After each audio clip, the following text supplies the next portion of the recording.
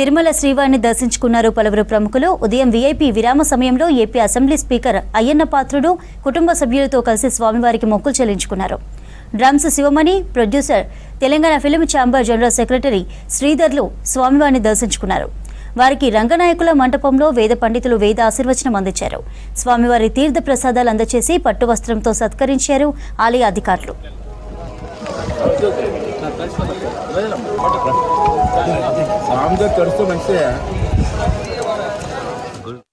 స్వామివారి దర్శనంలో నేను మనస్ఫూర్తిగా కోరుకున్న విషయం ఏంటంటే, ఇప్పుడిప్పుడే నష్టపోయిన రాష్ట్రం అభివృద్ధి వైపు అడుగులు వేస్తుంది.